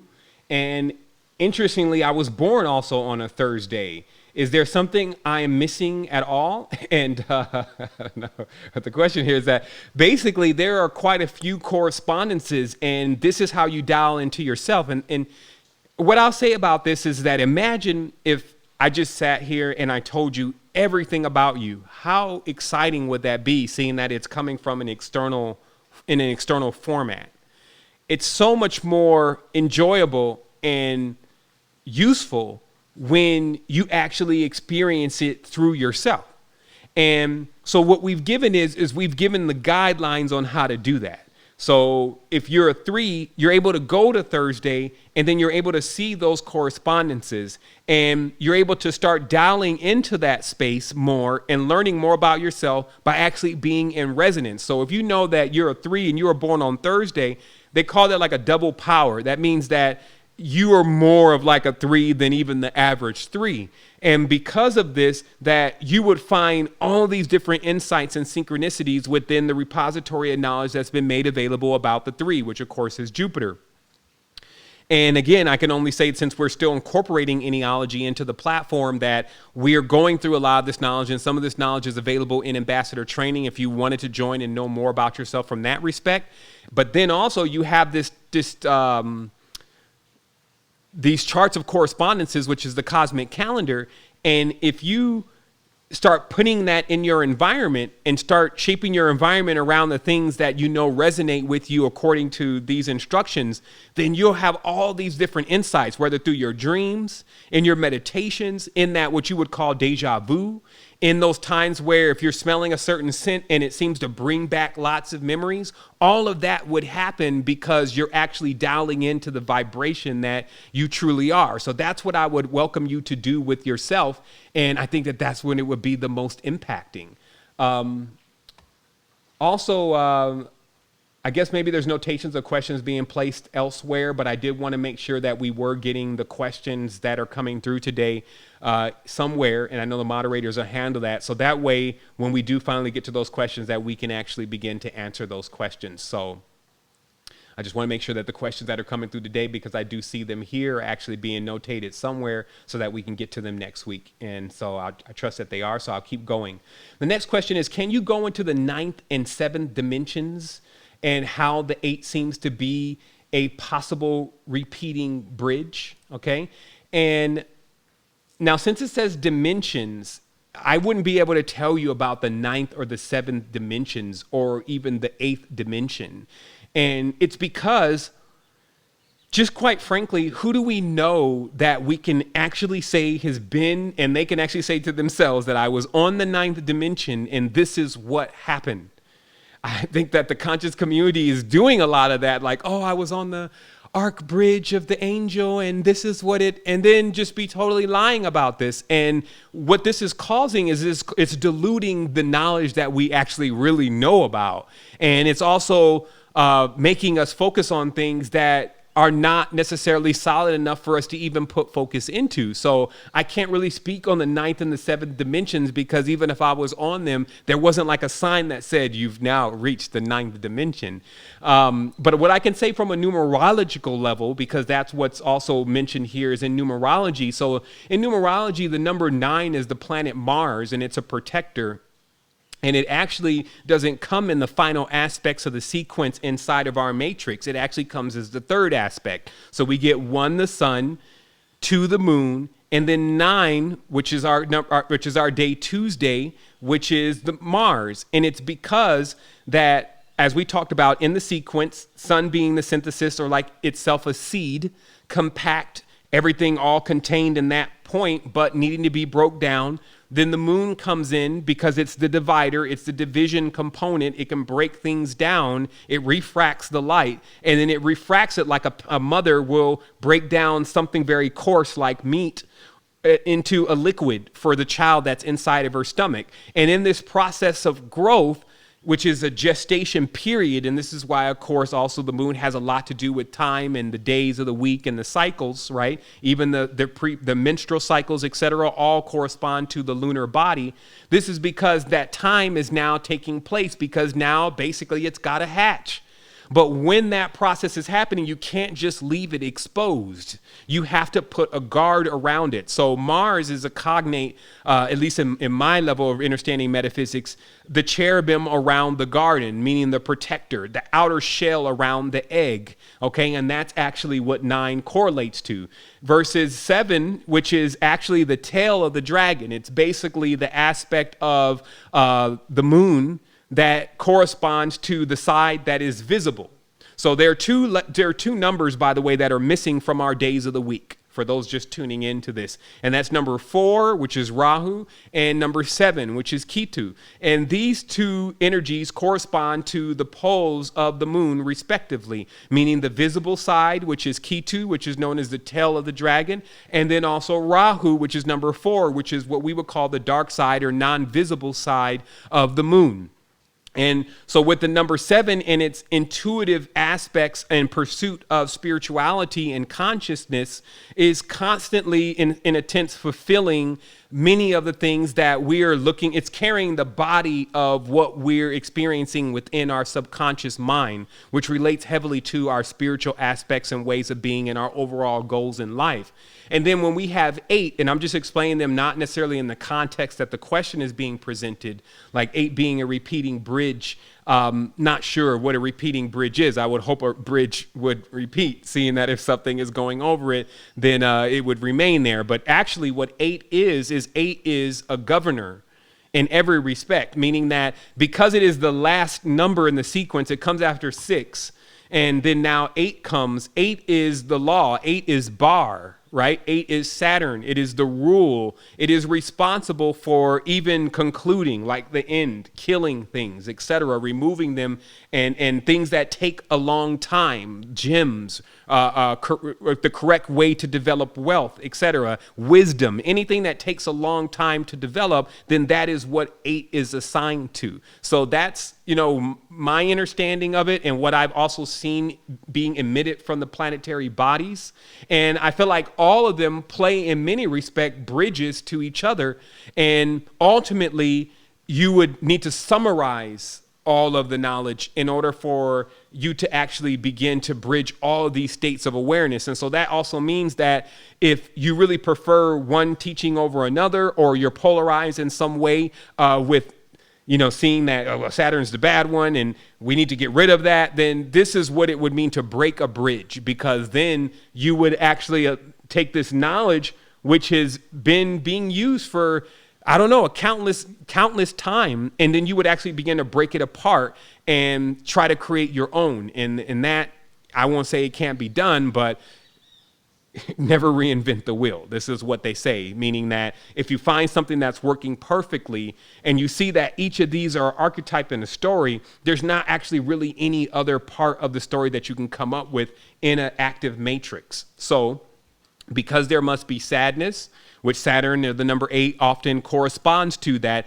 it does go through the sadder times and it can endure those times, right? But in the story, you don't really find, except for the moon, to actually really bear much of the vibration of sadness. So this just means that in the story, there's a necessity for sadness. Smile now, cry later. So who is going to be responsible for actually carrying out that role? All right, somebody raises their hand. Okay, check. Now we have that archetype. Now we also need jovial. We need happiness, right? And that's obviously Thursday. And any time that there's an imbalance, meaning that if you're on Thursday, but you find yourself being unhappy a lot, that means that you actually are a bit out of balance for your path. And when you restore your balance, you will come into that natural awareness of how you can use your path specifics as your power. So someone would say, well, is there a power in sadness? Steadfastness. Those who become prone to sadness but learn how to endure are actually the most dependable people. This is why Saturn oftentimes became the base pillar. Everybody standing on the laws or the rules, because it was straight, it was time tested, and it was sober. Saturn is also seen to be sober, meaning very not trying to joke and kid with you, because it's like holding up a foundation here. Versus if you find a Saturnalian drunk, which is in a lot of the occultist systems that say that they're Saturnalian, which we talked about within themselves, turning things upside down, then you can find them completely imbalanced in their path because they have not perfected their path. So what we're seeing is that each path has these archetypes or characteristics, but they're actually powers. So no matter what we could think as being a drawback, it's actually a power. And also remember that just because you may be a number 2 or 4 or whatever, you have all these energies actually moving through you. You're a cosmos. What this is about is your first lesson is to learn yourself. You got to learn yourself before you can learn anything else. So here is a manual for this version of self that you're into. Now, once you learn that, then it's easy to move on to other aspects of self and learn how it all works, because it's the same formula that you use to figure out your initial self. So nobody is actually stuck on a specific path. They're stuck on the first lesson, though, meaning if you haven't graduated complete awareness of yourself, that's why a lot of people ask this question, who am I? I think my whole purpose of life is to discover who I am. You're absolutely right. However, because you're everything, it's best to start off with something finite, a small morsel, a bite, a piece, one day of the week, one planet at a time, and then master that and then move on from there. And this is the advice that I can give to anyone just starting this, or may have been in it for a bit of time but hasn't reached what they would call adepthood, is that you have to spend the time in mastery. Like you have all the time in the world, literally. Like you have existence after existence. You have infinity. And that's another thing that I was realizing, even with now being at this stage of maturity, is that when you live infinitely, and you know that, you move totally different than if you think that you're going to die. Okay? A person, when they think that they're going to die and that everything is going to be over, it's very similar to a person running a short race. They try to do every single thing that they can within that small space and allotment of time. Versus the person who knows they have infinity, they pace themselves. So if I know that I'm going to have to run for infinity, I'm going to run totally different than if I thought I was going to have to run, just a small, couple yards, 100 yards or whatever. And so just always remember that in our consciousness, we get this thing that wants to rush us along and you better hurry up. You're going to be too late and all this kind of stuff. And then again, because it's a paradox, it's good to give yourself those kind of benchmarks, especially if you're a lazy person and you're a naturally slow moving planet. You have to be like, okay, get this stuff done, but still remember that you actually have all the time that you need. So don't go so fast that you break something is what I'm saying, because many have done that, trying to actually get into or inherit something and do that so fast and right now that they've even damaged themselves and distorted even the path that they're actually on. So it's just word to the wise about, the being long in the tooth, I guess they call that, as far as how you're approaching your life and how you're approaching what you're to be learning about self and how much time you really have to do that. So the next question here is, as we are in a multidimensional universe, is our soul fragmented between our different incarnations, meaning that if one soul is trapped in the dark room, are all other cells also trapped? Okay.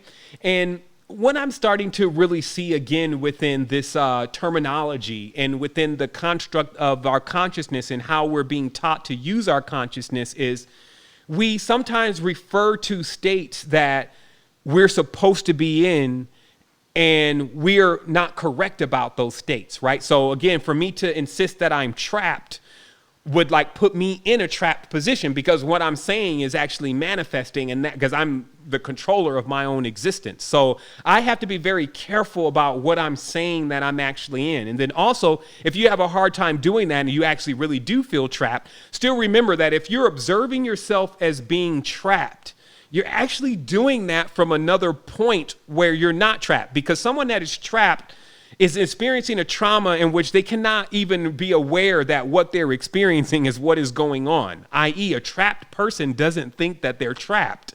So if you're observing yourself as being trapped into something or in a state of mind or in a state of consciousness, which very well can happen, still remember the most empowering thing is that you're already viewing that from a stage of not being in it, and a simple juxtaposition allows you no longer to be trapped. So use words very carefully about what you're saying is going on with your soul and your consciousness.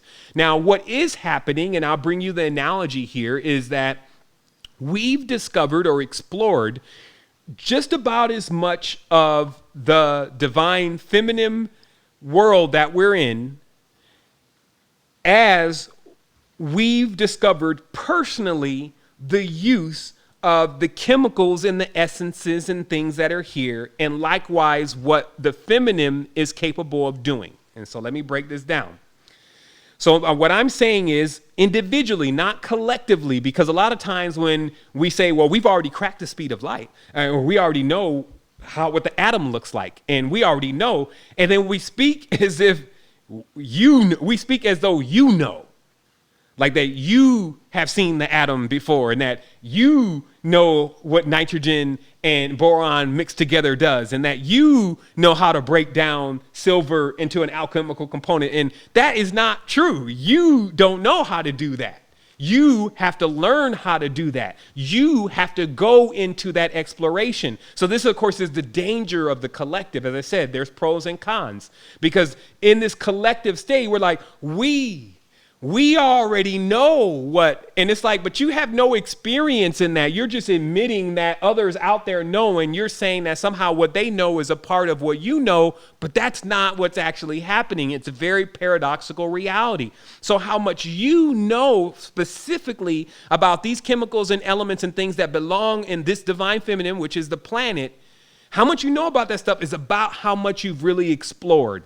Likewise, even let's say for the masculine, which is not just the male, but the actual divine masculine force, has explored the divine feminine about the same amount. meaning that as you've personally been able to explore it. So all of these things that you've yet to come to realize, like for instance, let's just take our beautiful sisters. When you put them all together, they all synchronize. They start actually having the same cycles on the same day. Then they are very subconscious. They're naturally tapped into the subconscious or lunar fields, which gives them another level of power. And because they have wombs, then they're capable of bringing physical wombs. They're capable of bringing physical objects into the reality rather fast by using this collective power. Now, how many men do you know have been able to completely explore the benefits in the use of something like that?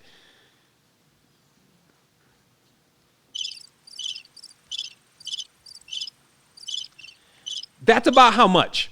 So so what happens is that if we're on this thing where we're trying to like discover so much knowledge and wisdom, but we're constantly being distracted from how we truly get to that level of knowledge and wisdom, then it wouldn't allow us to reach it. It wouldn't allow us to penetrate it. And so that's what I'm really getting at right now for everyone here, is to realize that the reason why we came here and that we're in these experiences is to explore. We find ourselves the most happiest in the most timeless state when we are exploring. If you can remember even the times that you've experienced in history or in the past of your life where you went on some level of exploration, especially with friends or explorations into self, those are generally your greatest times of awareness. But then we somehow get caught in another world where exploration is no longer allowed, where everybody seems to supposedly know everything.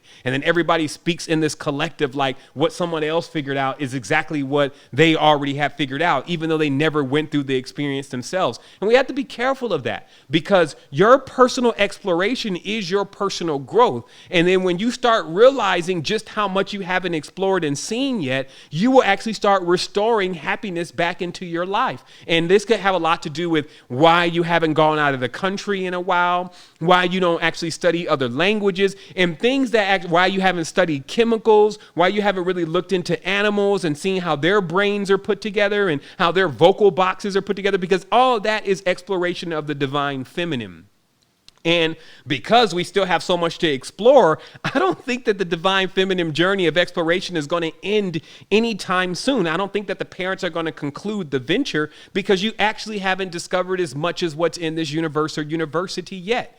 And if we keep getting distracted with these half-baked concepts that keep being fired out by the communities or the overall collective conscious community, which is under heavy manipulation and bombardment, then we never get into the exploration of the divine feminine aspects and what it has to reveal to ourselves, us. And again, that's for male or female human alike. Okay. Now, the next thing is that just in answering this question, is the soul fragmented? So now let's imagine that since all is self, you're divine feminine and masculine, but you haven't actually really discovered much about or explored much of yourself. What fragmentation would be is that small part of what you've discovered about yourself so far. That's what fragmentation is. It's just that there's only so much of you at all that's even aware, and you go into exploration to become more aware of who you are. And this now brings me into making sure that I speak to this thing that I keep now. It's hitting the conscious community. Now people are texting me about it. Now it's on my Facebook. People are asking me the question. And this is about soulless beings, because now it's trending. And they got this concept of soulless beings rolling around everywhere in immature people's minds, as if they would really be able to do anything else besides create some form of judgment with this kind of tool. So now they've been armed with another tool of judgment called soulless beings. So the first of all, the thing is that who is responsible for actually determining which human has a soul and which human is soulless? Okay? Because you can imagine how that whole interaction would be. I would walk into the place and then all of a sudden cast on everyone there because maybe they were playing, I don't know, they were bowling and eating hot dogs. I would assume that at this stage, according to these theories, that these people are soulless because they are not pursuing these higher aspects of consciousness. And nothing could be more towards bringing yet more division into the consciousness, because this same exact idea, whether even the people who are quoting it right now, existed at least 40 or 50 to 60 years ago with the concept that it was actually, in this case, white people that were soulless. Okay, and this is interesting because I found that the people who were actually spreading this rumor, which I've been watching for a minute and clearly see their affiliations with other agencies that keep trying to shape the ideals of the conscious community into more division, these same people are actually white. So it's interesting for me to think that if they ever found out that the same thing that they were spreading, which is a lie, was the same thing that caused so much dissension in them to even be looked at by other races as if they were the ones that didn't have souls, they would see just how silly that all is. Because now we have white, black, brown, any color you can think of brothers and sisters all coming into different stages of awareness. So are white people really soulless? Does that even make any sense? So now to then assume from there that there are soulless human beings running around is extremely callous. What you actually do have, though, is people that have only explored a certain amount of their consciousness, that through certain circumstances and situations, mostly due to environment and other prejudices that are rooted within this same kind of theory, people haven't had an opportunity to get out and truly explore. They feel afraid. They feel like they should stay in their social norms and their groups. And even when they get older, they repetitively, because of how the brain is designed, carry out these non-significant tasks day after day and never really grow who they are. And when we grow who we are, when we explore this soul, which is this divine feminine and the divine masculine components of the reality. So the less they have of that, the more it's going to appear that, A, they lack soul or awareness of who we are and how we're really connected and what we can really do in this space. So I just wanted to make sure that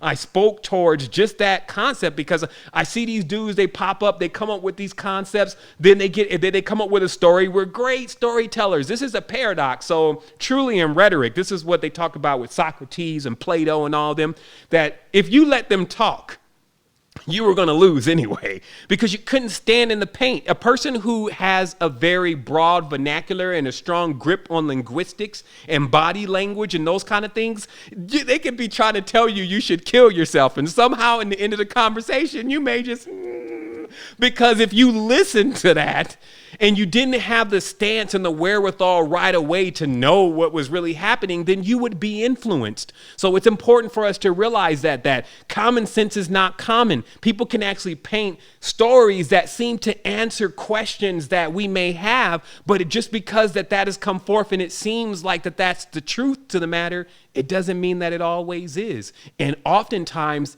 generally, if it involves divisive components, things that are trying to separate you from another, and even try to encourage you to try to figure out which one should be separated, this is all a waste of time. And you'll never explore who you truly are that way. So that's what I have to say about just the whole concept of soulless beings. And then also the concept of trapping oneself into other dark spaces in the womb, etc. And how all that really rolls out in the consciousness. Because indeed, if you don't have a vernacular and an explorative component and wisdom from those explorations, you will feel limited. And that limitation is what we would say is trapped. But to free yourself, go into the explorations. Also, powerful techniques as we come to a conclusion here with today's show. Powerful techniques are actually remembering the things that you have done in the past that brought you happiness, and try to go to the earliest one that you can as possible. Meaning that find things that you did even as a child, moments that you went through that actually brought you happiness. And it's because the reason why you want to do this is you'll notice in the I-ness, remember the I-ness is the lonely side of the consciousness. You know how sometimes people say we are one, and that sounds great, but it ain't true. We're actually zero. And because people can't perceive that, it doesn't even sound right. They're like, oh, we're all one. Actually, no, we're not. We're all zero. Now, what one is the lonely number. It is the sun, okay? That's the one that I'm the only one. That's the side of the consciousness. My name is X. and everyone shall fall down and worship me, blah, blah, blah, blah, blah, blah, blah, blah. That's where that side of the consciousness is, how it really functions. And again, it's useful for certain things, but can be disastrous in other things. And so we have to remember that if we're coming from that perspective of I-ness, and then we're trying to interpret things that are happening in the reality, we're going to be doing that from a limited filter or lens. And I'm going to keep coming with what I was saying, but I'm going to keep going with the question because I want to get to a certain benchmark here. So right now, we have this question that says, can you address the value of the use of the Tattvas? Should we live by this philosophy? Okay. And I guess first of all, if you're going to adapt a philosophy, I don't think that you should really ask anybody, should you adapt it? Because there's so many of them. So what literally would happen in all of this is that you would keep being introduced to different people's philosophies. And if they didn't astringe it, meaning try to synthesize it as best as possible, that's why I love working with enealogy, because it allows me to synthesize things. I like working with this dual component of the brain because it allows me to explain everything from these trinary aspects of how things work and then get a full picture of what's happening that's also easily conveyed to you. You experience it also in your life. So it should be also easy for you to explain. But with the Tattvas, which I'm not saying anything negative about, but wow, the aestheticism, meaning that I like to look at these kind of forms of awareness like sometimes straitjackets. At the end of the day, what can you do? Meaning that there becomes so many different notations about what you're not doing the right way. You just start actually developing, and that's what I wanted to get to here just now, was you develop this what would be rather limited, kind of morbid, lonely state of consciousness where you're not having fun is what I'm saying. It becomes like the straitjacket where it's like, okay, well, I need to do this, I need to do this, I need to do this, and I need to do this in order to begin to inherit this level of awareness. Now, what happens if there was a joke played where somebody actually listed 500 things? And only if you accomplish these 500 things would you ever reach nirvana. How many people would utterly fail at trying to accomplish that? It would be a lot. So it seems like to me, especially when I look at many of the altered traditions, meaning somebody else literally moved in, philosophers, Confucianism, all these different things, and started creating tons of rules. It's like looking at the Judaic approach to determining how many sins one can commit. Thousands and thousands of sins that we commit at every single moment. But then what you're left with is you're left in this straitjacket where you feel like everything that you're doing is the wrong thing. And I've seen the result of that consciousness because I've been in it. And what happens is that you slowly regress, you wither away, especially from the exploration and especially from enjoying the world and the experiences and the gifts that you were given.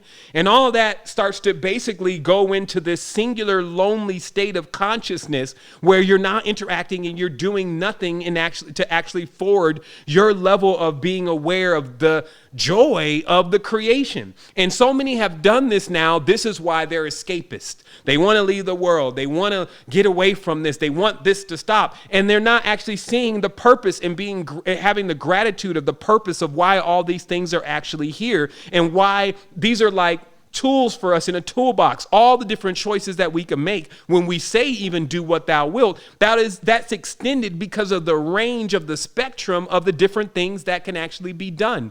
So if we limit ourselves only to one aspect of it, i.e. this is what I need to do to become better, I have a big saying for that. I was in the shower and I thought about it. It came to my mind and said, Seven, you're trying to get somewhere that you already are at. And it said it just like that. You're trying to get somewhere that you're already at. And it reflected once again that whole thing to where, like we talked about the corpus, the superior brachium being on the back of the head. So Jesus on the cross and all of that kind of stuff and the power and the Christi and the center pineal gland and all that is like here. But every single day that we walk away from ourselves. And the same thing about the external gods and praying towards these different lion face and elephant face gods and all this different stuff that we're doing externally, when really the only true in God that you can actually have an experience with, the total supreme being that you can really connect with, would be inside of you, especially if you were looking to do it at any grand level. And so it's that thing again. Going into 2020, the nitpicking should be over. Now, if you're a neophyte, you're just coming in, you got to climb the ladder just like everybody else.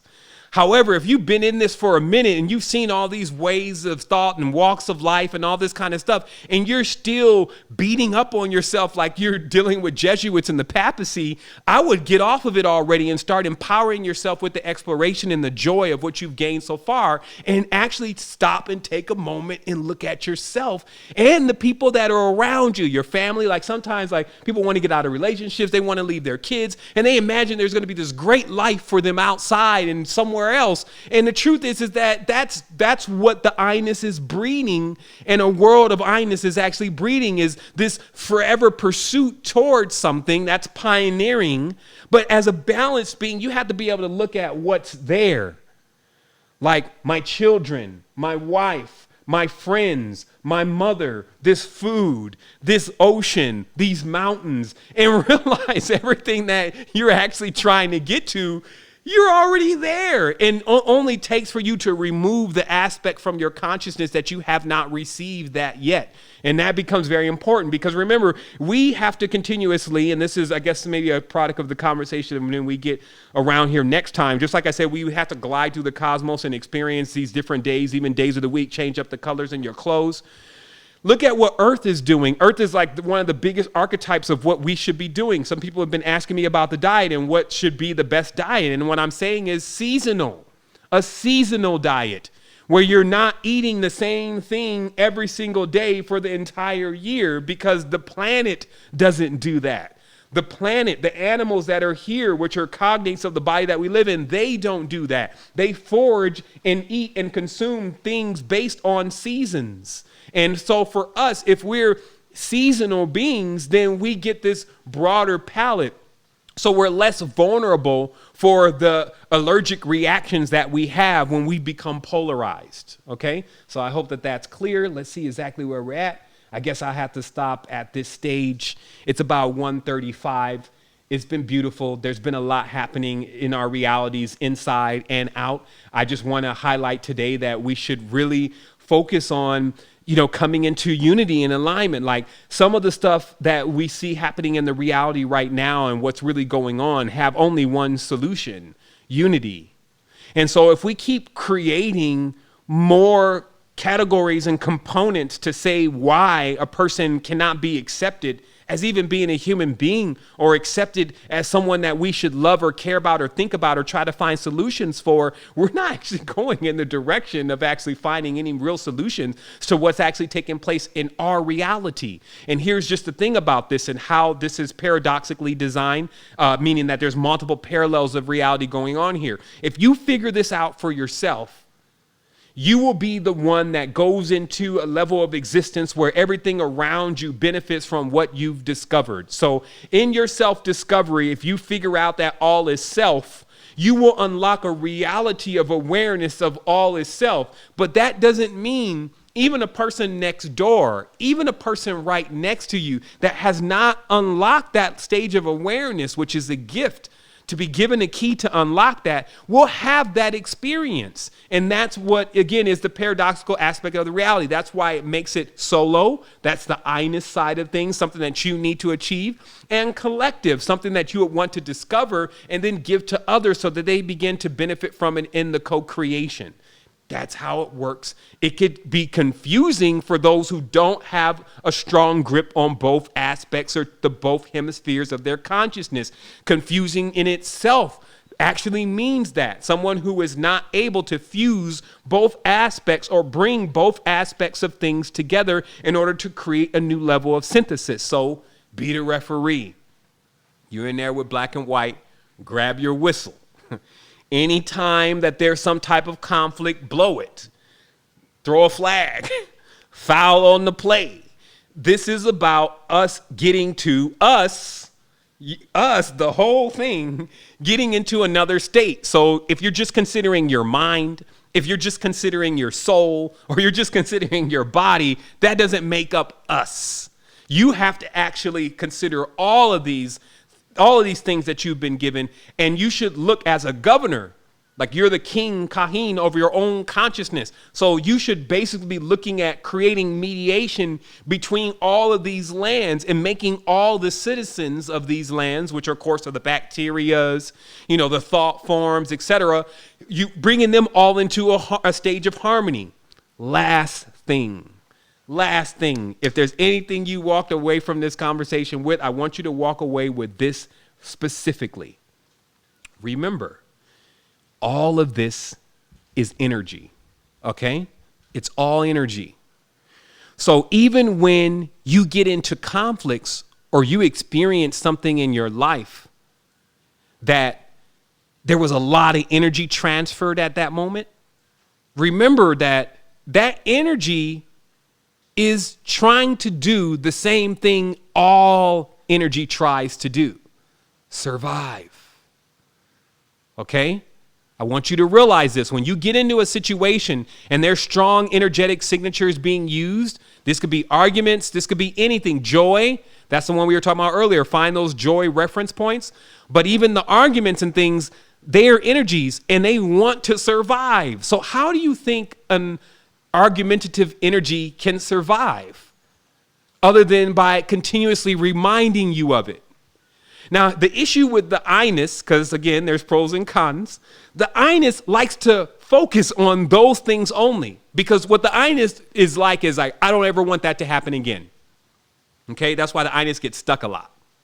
It never wants that to happen again. So what'll happen is it'll keep reminding you, remember that bad thing happened? Remember blah, blah, blah, and so and so? This is why I don't deal with those kind of folks. And the reason why it's doing that is because it thinks, because it doesn't really function like the subconscious and the collective side of things, it thinks that if you somehow forget, remember, it doesn't have tie-in to how this side works. So it thinks that if you forget, you'll let it happen again. And it doesn't want that. So it will consistently remind you, don't ever be friends with those kind of people or it's going to happen again. And what this does is it creates a wheel of what we would call somewhat of a distortion. You're only thinking of the bad things that have happened. And of course, it wants to survive, so it keeps repeating it. But notice how the consciousness, and this is where do what thou wilt truly should come into play, can still choose what it wants to focus on. It can either focus on all of the bad times and the things that it doesn't like, or it can focus on all of the great times and the things that happen in a great way. But notice how it seldom brings up those times. That's the deprogramming. The deprogramming is every time the mind starts thinking about the things that it doesn't want to ever happen to it again, and so they were bad things, and it starts refreshing you of that, throw a flag on the play, blow the whistle. And the penalty is to actually think of that time, and even if you need to write them down, the times where you had a good time. Because here's the interesting thing that's also found out. When something happens, right, let's say something happens right now, okay? My mind really will, and my body, my consciousness, and through that experience, will encrypt that experience into a code, okay? This is what we're calling DNA. It will actually make it into a liquid code, okay? So the first day that it happens, it's in this liquid code, but the next day, that code must be compressed. That's what the DNA is doing. It has a compression feature. It's just like when you put these videos and pictures and all that kind of stuff, it's like that becomes the biggest problem with your computer, right? It's like more space, more space, more space. So the only thing that they've brought forward to handle that system is compression. Right? And so the body or the consciousness, the DNA, has this form of compression. But here's what happens, though. When it compresses, there's a lot that's lost.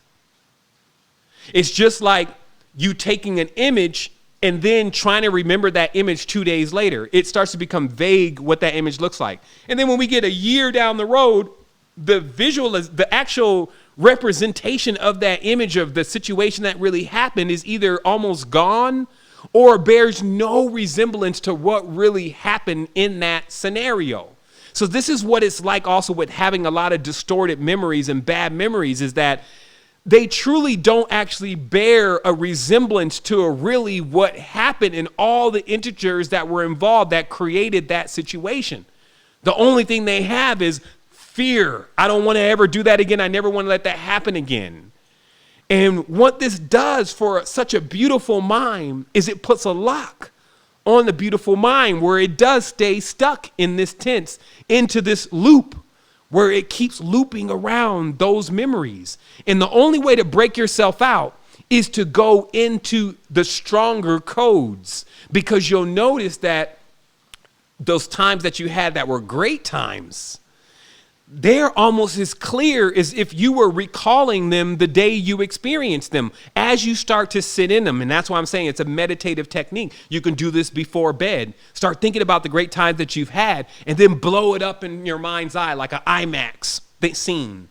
And then experience it all in that moment and keep repeating it back to yourself, and watch how the body starts energetically responding to that moment as you keep playing that back. So this kind of technique, this is the techniques of masters. This is how you get true control of your consciousness, because of course, the one who is actually in the stage where they're constantly attracted by life and excited about what's going on, those are the people that actually get and manifest the things that they want and get those around them to assist them with what they're doing. Not people that are just running around like Eeyores and emos and into the I-ness and selfish and all this kind of stuff and complaining all the time, and then they expect to get something happening that way. You can't do it by yourself. You see what I mean? Because that's the I-ness. The I-ness is attempting to accomplish something by itself and then likes being lonely. Remember, this is a natural disposition. So it literally wants to find, oh, nobody loves me. Nobody cares about me anymore. I never found the love of my life. Nobody knows the truth but me. That's the I-ness side of things. And again, like I said, it has some benefits, but there are also some character flaws. So we can only balance that out by having a full range of consciousness, being whole-brained, if you may. And then also remember, you got the reptilian, you got this lizard, you got this mammal, you got all of these subfields all intertwined in the matrix. And even when you dream, you go into some of those worlds. Like one of the big things that I feel is happening right now is we're merging with this adjacent planet, which I believe is Venus. And a lot of the subconscious activities that are taking place here in our minds are the conscious activities that are happening on that planet in the bodies that we have there. And now, because this whole thing is coming into a lot more clarity, and there's a big merger which is happening in the consciousness of the Cadman, if you may, the grand body that we all reside in, we're going to get a merger of all these planetary bodies and what they really stand for and what they mean. And that's going to give us this 2020 vision, if you may, this vision of clarity of who we really are, what we really came here to do, and how much we have to do it with. So, wholeness and balanced vibrations, everyone. I trust that that would be instrumental to your growth until next week. Obviously, we'll be coming in again on Sunday, is it? Yep, same time, same channel. There was some stuff that's here that if you wanted to jump in on the podcast, that you can actually now go to either Spreaker, you can go to Apple Podcasts, you can go to Spotify even, and you'll actually find the podcast there so you can listen to it in audio just in case you wanted to recap on some of this of what was presented. Thank you so much for your time and attention, and I'll see you soon. Thanks. Oh, wait, giveaway. Wait. Okay, one second, everybody. There is a giveaway. Somebody's like, no, I want my stuff. All right, so we're about to do the giveaway right now. So today what we have is I'm glad I didn't click the offline button. So we have a semester of the university, and we're going to actually give away some regeneration salve. So let me get that up on the screen here. And we'll do that. Also, those wanting to know a little bit more about the regeneration salve, you'll find that here on the Secret Energy page /regeneration. And these are the products that contain the regeneration salve. And as I said, this is not something that is like a sales pitch. In fact, we've done almost no commercials or anything, any kind of post or anything around this element, only because we're so busy doing other stuff. But when I say that it works, it works. And so without me getting into some legal trouble by saying what it can do, I'll just leave it for you to try it out. It is here, but let's do our giveaway. And so let me go here first to Mr. Nightbot and let him start populating who's going to get into the giveaway today. So how this works and this thing should be populating already. Let me see what's happening.